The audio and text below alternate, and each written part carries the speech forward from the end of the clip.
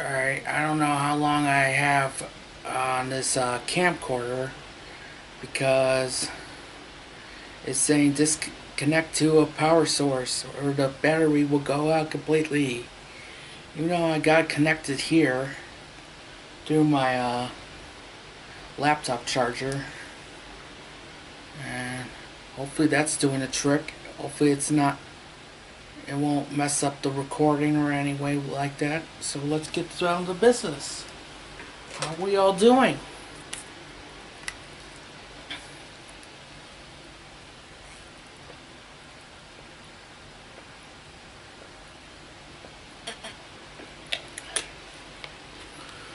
As for me, a lot of things have been happening. I have almost 1,000 subscribers. Thank you very much. I also have to postpone my gaming channel because I have school and stuff like that.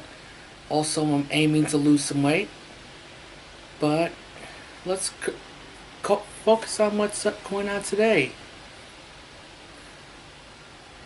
Just recently, when I was printing up where's my story? Hang on a second. Well, anyways, I was printing out my story, and I noticed something on the news about the Pope accusing this accusing the victims of this alleged pedophile in Chile.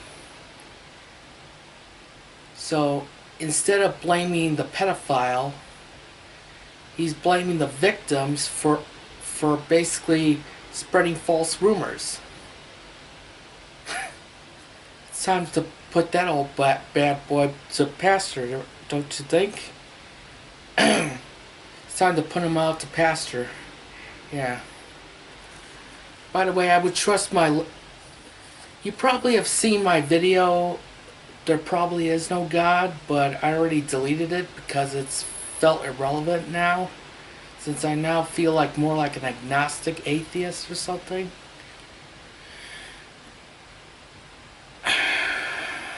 Okay. I feel more like an agnostic atheist. And basically, I've been thinking, even if there is no God, we should just live our life and enjoy it.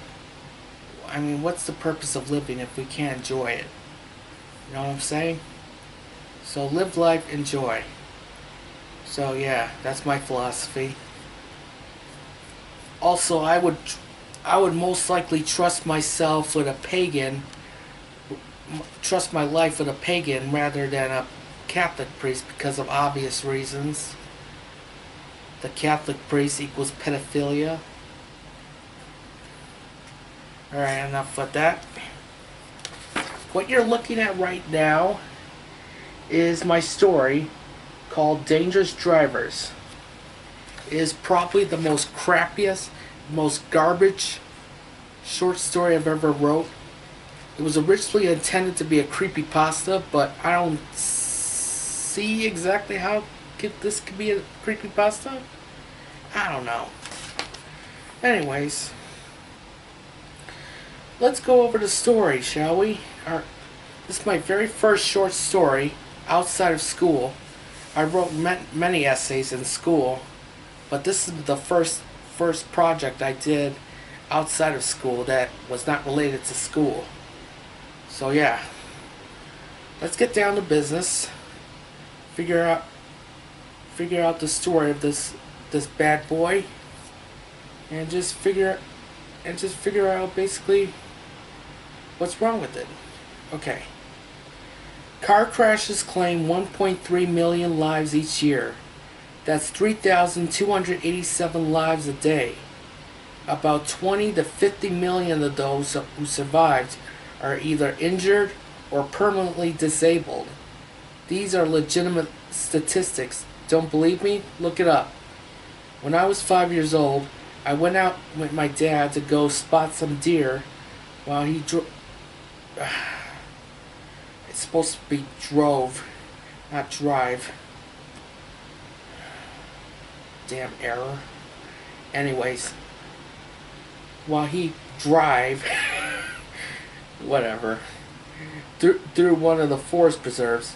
However, before we got to the forest preserve, a driver ran a red light and collided into the right side of our vehicle. Everything from glass to maps flew in painfully slow motion, as it seemed at the time. My dad, who wasn't wearing his seatbelt, was ejected from the driver's window and hit by an oncoming car before even touching the pavement. Why am I talking about car crashes? Well, I'll get to that in a minute. My name is Adam. I have a niece named Emily, whom I love and adore. Emily is an artist and a sweet, kind soul. She will draw anything she likes from clouds, rainbows, horses, and even unicorns. Sounds like a stereotypical little girl trope. I should have put more emphasis on Emily. On giving her more depth other than this one-dimensional trope. Whatever. Continuing on. Where was I? Oh yeah. Even unicorns. Jessica, being my sister and Emily's mom, is very outgoing, yet at the time reckless. She tends to act without thinking of the consequences. I bet she would go bungee jumping without a bungee cord. Emily is more cautious, which she got... fucking sideways. I should have said... Oh wait, never mind. We're talking about Emily, not Jessica.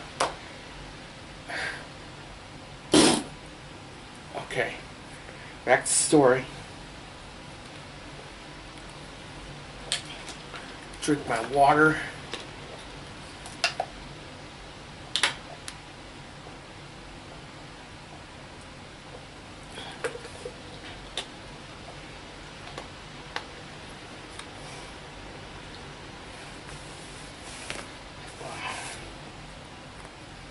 Let's see, where was I? Oh yeah, Emily is more cautious, which she got from me because I always tell both her and Jessica, think before you act. Now I like that. Originally when I wrote this out, I originally said safety first.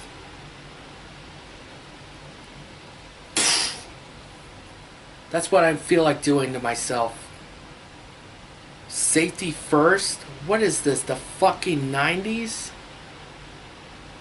Actually, I love the 90s. I wish to be back in that decade one of these days. I hope they invent a time machine and I'll go back in time to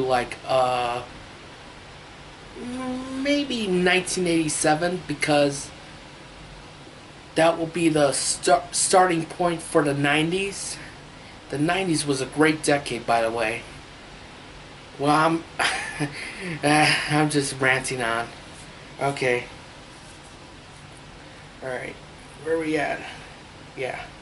My sister, Emily, and I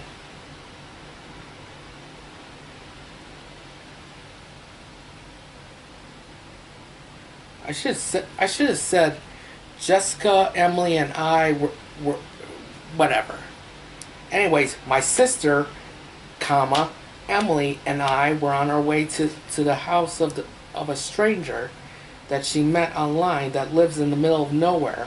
My sister claims to have met this guy on Facebook and says that he's our grandfather, which we haven't seen in a long time.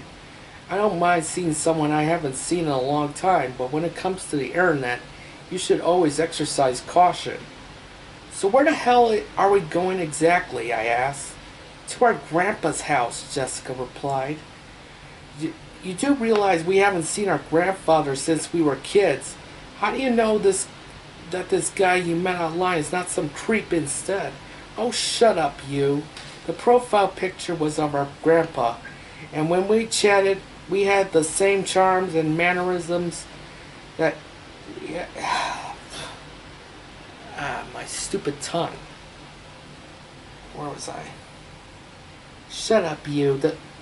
The profile picture was of our grandpa. Also, when we chatted, he had the same mannerisms, charms, and mannerisms that Grandpa has always had. I don't know if I'm supposed to say has or had always had.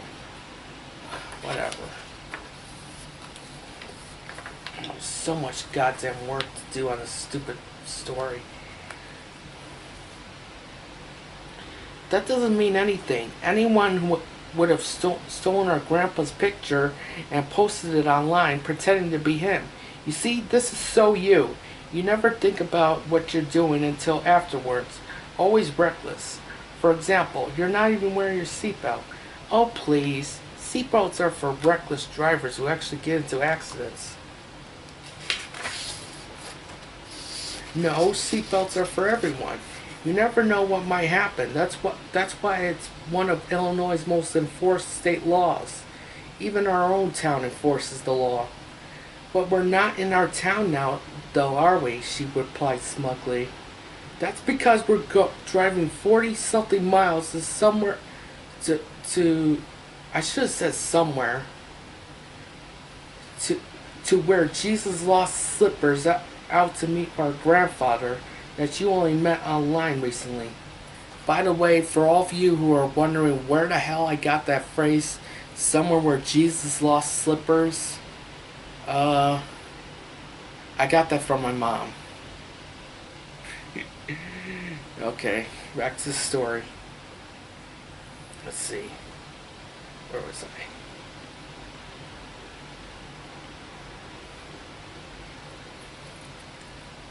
God, my mind. You know what? I need to eat more lettuce. I need to lose this tummy. I'm working on losing the weight, but I need to focus on is eating lettuce and spinach. That's good for the brain. Very cognitive. Anyways, lost slippers. Oh yeah. Will you two keep it down, please? I'm trying to draw, Emily said. I looked back to see a frustrated look on her face while she went back to drawing. What are you drawing there, Emily? I asked curiously.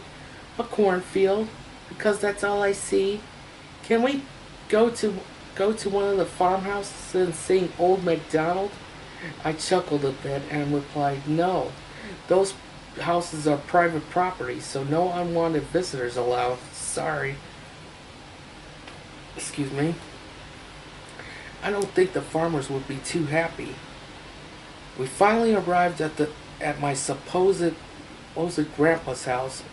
Now here's where I made some major reservations. Why the hell did I say reservations? Renovations! I really need that spinach. I'm thinking stupid. My tongue is dry.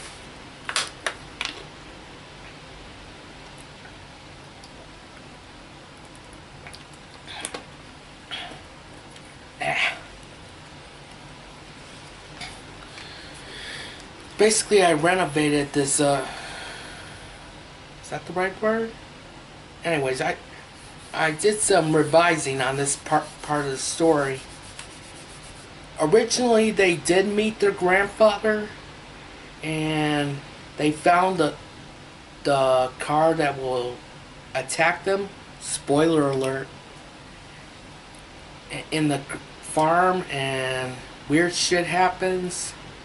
And there was this one scene that I kind of regret cutting out as well, where Adam loses Emily, and Emily's like, "Where's Grandpa?" or something, and he hugs her. Well, basically, that's just connecting you to the characters. I cut that out, and I kind of feel bad that I did, especially the one where he hugs Emily, because that gives you a connection to the characters. That's just my opinion. Anyways, back to the story. We finally arrived at our supposed grandpa's house after what seemed like forever. The house was decrepit. The white paint was paling. Ugh. The white paint was peeling. There was cracked windows, and the porch was dilapidated. "Hello, Grandpa? We're here," Jessica said, while knocking on the front door. "Come on, Jessica, there's no one here," I said, standing by the car. "Hello," Jessica shouted while ignoring me. "Jessica, let's get out of here. Something's not right," I insisted. "Hey, Grandpa, it's me, Jessica. Will you please come on? Grandpa Jones?" How original. Grandpa Jones.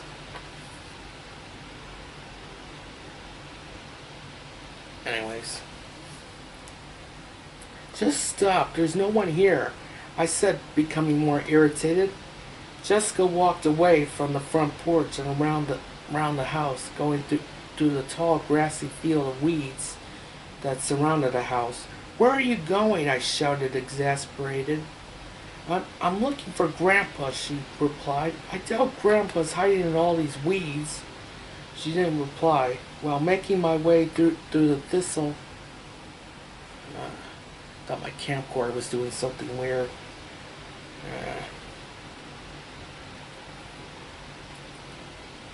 Okay. My grandfather's egg. She didn't reply.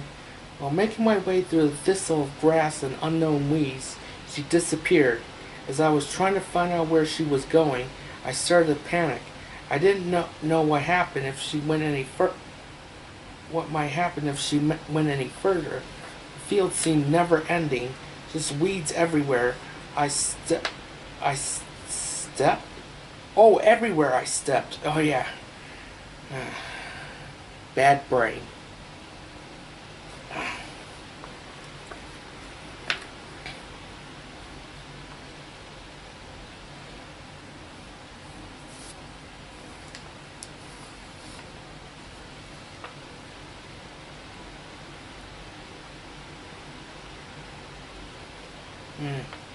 Sorry for the pause. I'm just trying to figure out where I was at.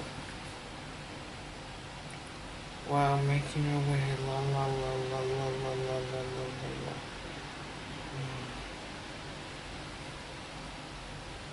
la. She disappeared. As I was trying to find out where she was going, I started to panic. I didn't know what might happen if she went any further. The field seemed never ending, just weeds everywhere I stepped. For what seemed like several minutes, I finally found my sister facing an old gray barn.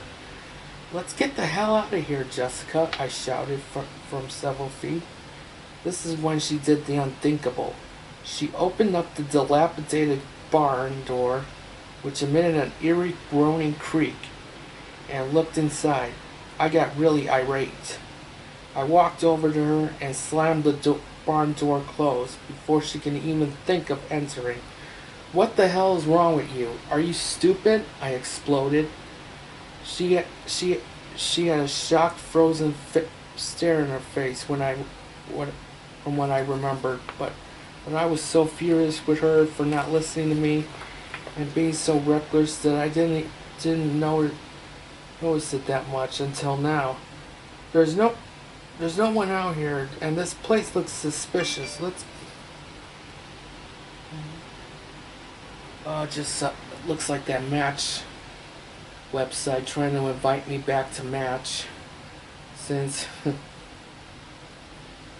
I quit at Match because it's a waste of your dinero. Anyways.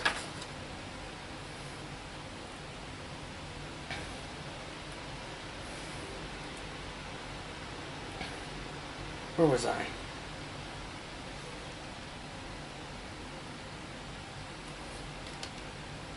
I'm so furious with her for not listening to me and being so reckless that I didn't notice it that much until now. There's no one here, and this place looks suspicious. Let's go. My sister, although still shocked from whatever she saw in there, agreed to leave. We then made our way back to the car through the field of weeds. Once we reached the house, I scooped up Emily, who was sitting on the porch all confused, and we all got back into the car. As my sister peeled out in the driveway, we then were going at a speed that resembled someone passing through time in a space movie. Originally was my idea, going through a space, going resembling someone passing through time in a space movie, but I have to give credit to Matt Hubble for structuring the sentence properly, I guess. Thank you, Matt.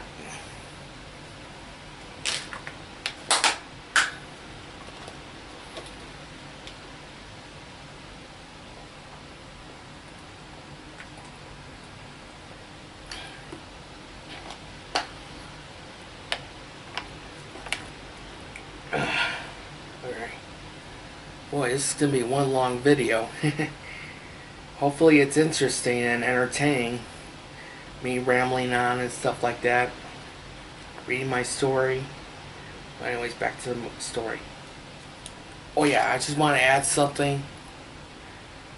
Instead of saying, I scooped up Emily, who was sitting on the front porch looking all confused, I should have added a sequence where she was missing, adding the tense intensity and fear, and once he finally finds her and embraces her, it just gives you that feeling. I can't really explain what that is. It basically connects you with the characters. I'm trying to say the emotions that they project. That's what I'm trying to say. Anyways, I should have asked what she saw in that barn that made her so shocked and frozen like that, but I was too angry at the time to care and wanted everyone out of that place for their own sake. Alas, I will never know what she saw in there. When we left, the sun began to set and it was getting dark. We had several miles to go before we reached our hometown of Sandwich. And yes, that place does exist. In fact, I have a video, like a 13-minute video of me driving around Sandwich, Illinois. Originally I wanted to move there, but ever since the harsh winters, I decided to go with my family to here, Arizona. Anyways.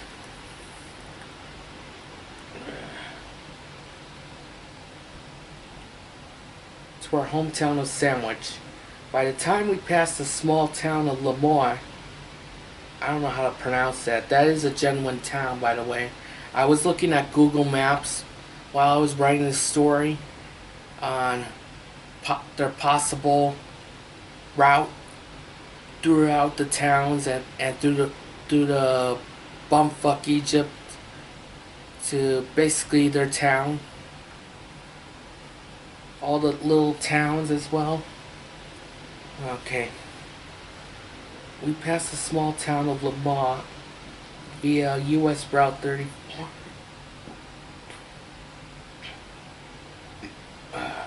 Excuse me. It was completely dark. Nothing was visible except the lines of the road moving past us at surprisingly slow rate. Despite the car going 55 miles per hour, the ride was filled with uncomfortable silence. Even though we were away from that creepy house, I still felt uneasy.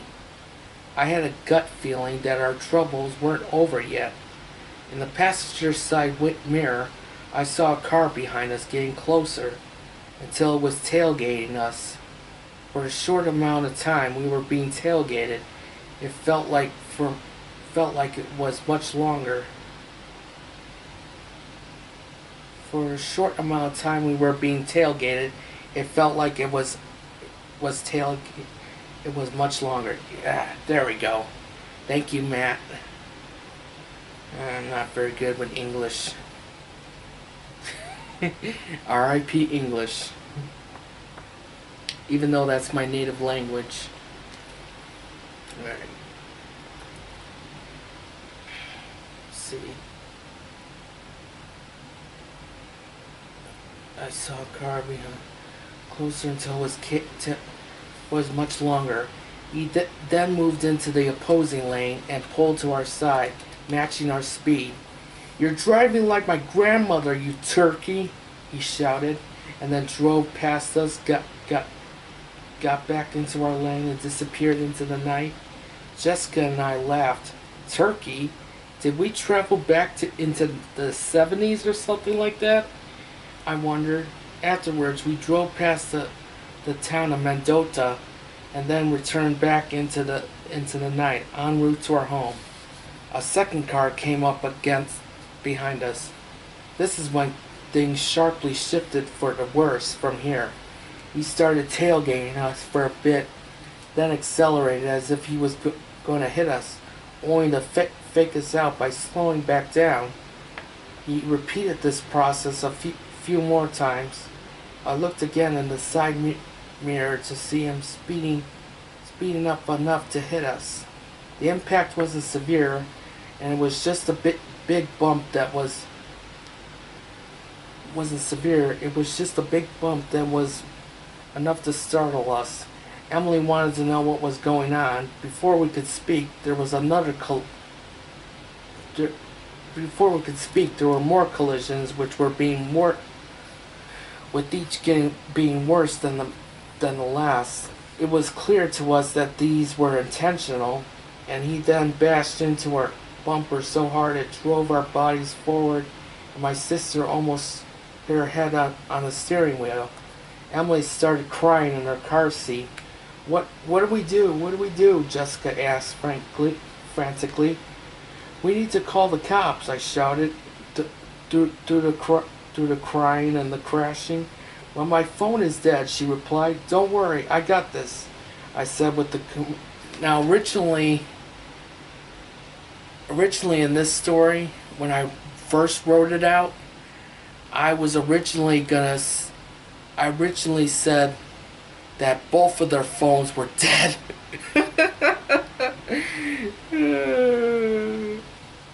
And they had to rely on this 5-year-old cell phone. And when I shared my creepy pasta, or should I say short story, to the outside world, one guy commented, "Since when does a 5-year-old have a cell phone?" Although that sounds like a logical explanation, but you gotta think. Kids of any age have cell phones.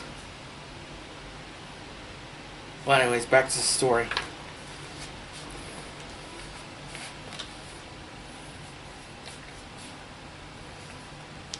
Let's see, where were we at? "Don't worry, I got this," I said over the commotion. I got my phone out and dialed 911. The aggressor continued bashing into us. "Hello?" I said. "There's some asshole who keeps bashing into us." Bang. Where are we? Where are we? We're about 20 miles away from Sandwich. Where are we? We're about 20 miles... You know what? I should have deleted that. Where are we? Because that's unnecessary. Excuse me. The person saying "where are we" is Adam, and basically it's unnecessary. I should have deleted the phrase "where are we" and just continue on saying "we're about 20 miles away from Sandwich." 20 let's see, 20 minutes away from Sandwich, heading eastbound on US Route 34. Before I could finish, I saw the vehicle moving right onto the shoulder. He accelerated to match our speed and violently bashed us. "Shit!" I exclaimed as my phone slipped from my hand and flew out my sister's open window. Alright.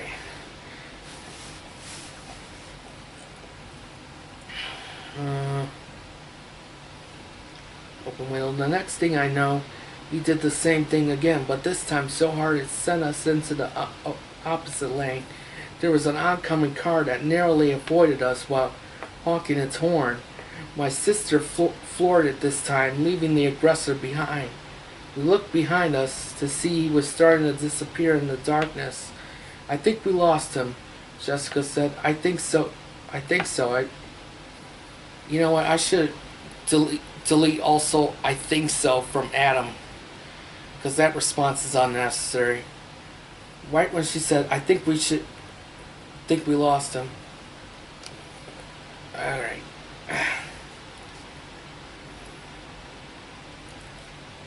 "I think so," I said. As we looked back at the road, "Tree!" I shrieked, but it was too late. My sister tried to veer away from the tree, but we slammed into it at an angle in seemingly slow motion. I felt the violent stop of the vehicle as it crashed into the tree. The front of the car crunched up, and my body was restrained only by my seatbelt. My sister flew face first into the windshield, smashed her entire face, and came right back to collide into me.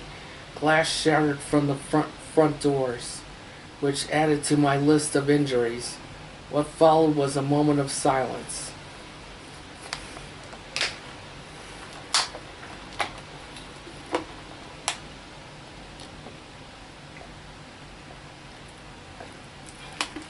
I'm getting dry in the mouth.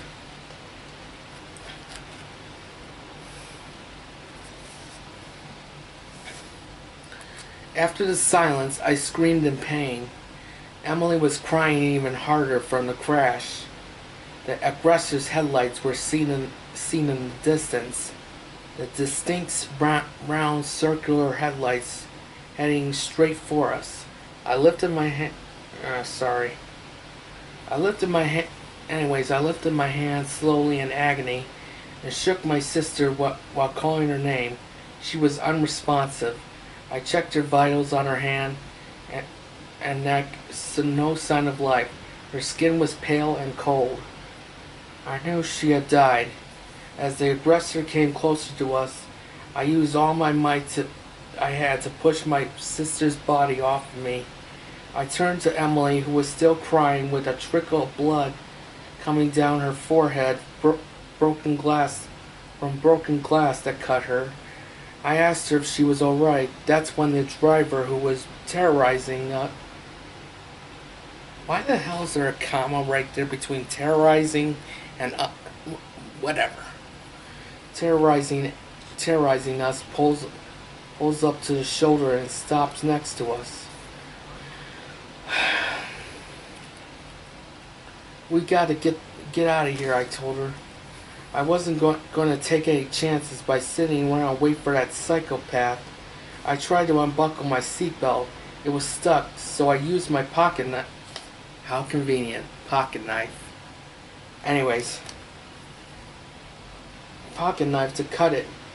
I pulled the handle to open the door, and surprisingly it opened relatively easy, albeit the sound was unpleasant. I painfully made my way to Emily's side, and that's when I heard that awful sound. There was a loud, blood-curdling scream coming from the driver's car. It was inhuman. Or should I say unhuman? Is unhuman the proper word? Anyways, it sounded unhuman. I opened Emily's door to cut the straps off the car seat. A silhouetted figure then came out of the car, heading toward us, and he reached into his trench. Seriously, a trench coat? More cliched tropes here. Into his trench coat and pulled out a huge revolver with a long barrel. "Come on, Emily, we have to go." The driver's seat head cushion exploded under the penetration of the bullet shot from that gun. I pulled Emily out of her seat and carried her out of there. I ran past the car and across the street towards a house in the distance. Emily shouted for me to stop and get her mom. Your mom is fucking dead. There's no sign of life in her. She's fucking dead. Before I could collect myself and apologize, my shoulder exploded, followed by the crack of the gun. I dropped Emily, whose face now covered in my blood.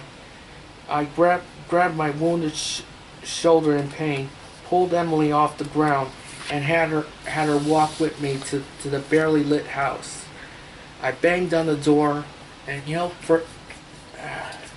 my nose is itchy. I banged on the door and yelled for help as the door slowly creaked open. The top part of the door exploded, followed by yet another crack from the gun. Is that a proper term, crack from the gun? For all you gun experts? Anyways. My mouth is dry.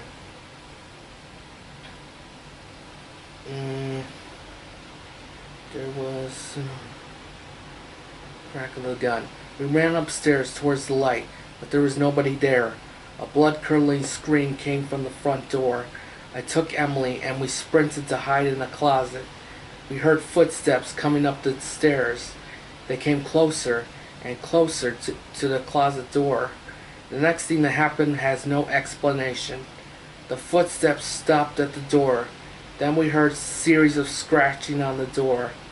Emily was starting to get scared and made a soft whimper. I covered her mouth with my hand to prevent her from screaming. Whatever he was doing, I don't want that maniac to know for sure we were in the closet. After, for what felt like forever, he stopped scratching the door, and the footsteps receded away until there was nothing but silence. I sat there with Emily, relieved that the man was gone. I wasn't sure though if he was out in the front door, waiting for us to come out. But before I could decide to open up, I heard footsteps, but this time they ran up the stairs and towards the closet door. This is the police. We found your car and saw you run all the way towards the house, towards his house.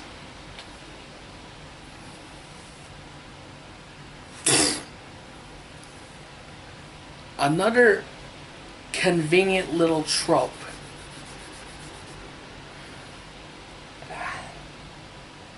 We found your car and saw you run all the way towards the house. Whatever.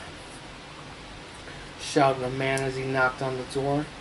Was it really the police, or was it that psycho driver pretending to be the police? It took some convincing to know that he was actually an officer.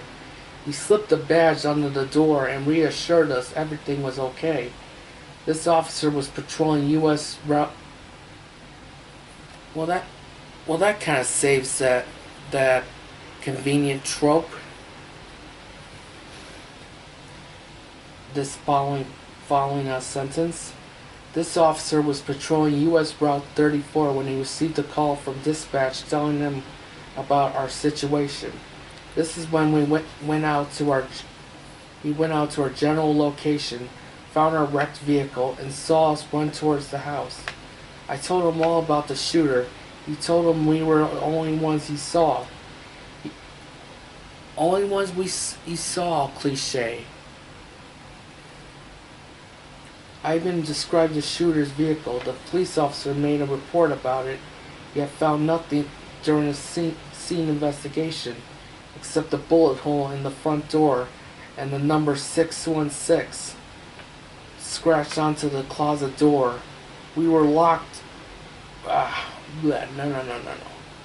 We were taken to a nearby hospital where my sister was dead on arrival. Emily was treated for minor injuries, and I was treated for moderate injuries. I told the doctors about our experience, and they told me they knew Grandpa Jones, but he died 15 years prior at this hospital from natural causes. They also told me that the house we went to had been abandoned. I have no idea what happened to us. Our grandpa's been dead for some time. My sister has died, and I'm saying all this from from this hospital bed, trying to make sense of it all.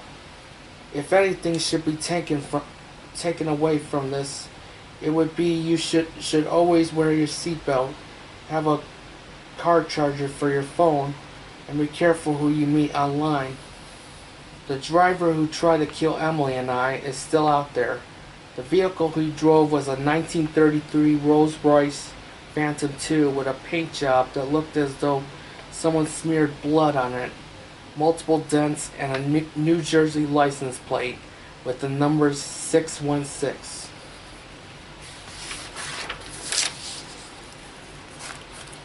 That's my crappy garbage story. Sorry for pausing in between things. I just got a comment. My nose is itchy. Well, that's my story. Garbage and crap, isn't it? Well, I guess I recorded enough footage, and hopefully I'm not boring you guys to death. If I am, I apologize. I don't mean to do that. Hopefully this is, in a sense, is entertaining to you. Excuse me.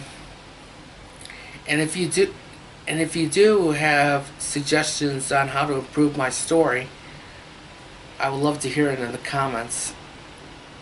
Even some general feedback on my story would be great. Well, anyways, thank you for watching. I'll see you all next time.